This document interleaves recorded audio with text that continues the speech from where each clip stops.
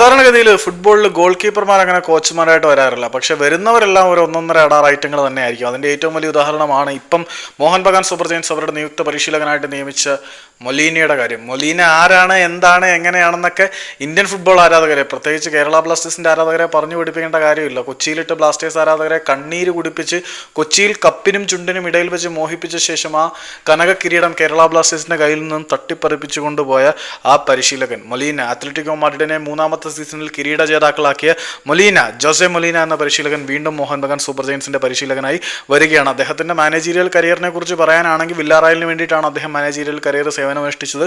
അതിനുശേഷം അദ്ദേഹം ഗെറ്റാഫയുടെ കോച്ചായി, പിന്നീട് കിഷയുടെ കോച്ചായി, അവിടെ നിന്നാണ് അദ്ദേഹം ATKയുടെ കോച്ചായി മാറുന്നത്. ATKയുടെ കോച്ചായ ശേഷം അദ്ദേഹം അത്ലറ്റിക്കോ സാൻ ലൂയിസ് എന്ന് പറയുന്ന ക്ലബിന്റെ പരിശീലകനായി അദ്ദേഹം വീണ്ടും മോഹൻ ബഗാൻ സൂപ്പർ ജയൻസിന്റെ പരിശീലക സ്ഥാനത്തേക്ക് വന്നിരിക്കുകയാണ്. അതിനിടെ ബ്രസീൽ ഫുട്ബോൾ ഫെഡറേഷന്റെ സ്പാനിഷ് ഫുട്ബോൾ ഫെഡറേഷന്റെ ടെക്നിക്കൽ ഡയറക്ടറായിട്ട് വരെ സേവനം അനുഷ്ഠിച്ചിട്ടുണ്ട് എന്ന് പറയുമ്പം ഇങ്ങേരി ചെറിയ പുള്ളിയല്ല എന്ന് നിങ്ങൾ ഓർക്കണം.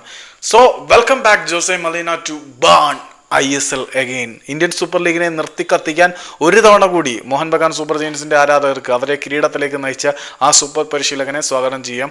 അങ്ങേര് പുതിയ കളികൾ ഇവിടെ കാണിക്കാൻ പോകുവാണ്. മികച്ച താരങ്ങൾക്കൊപ്പം മികച്ച പരിശീലകനും വരുന്നുണ്ട്.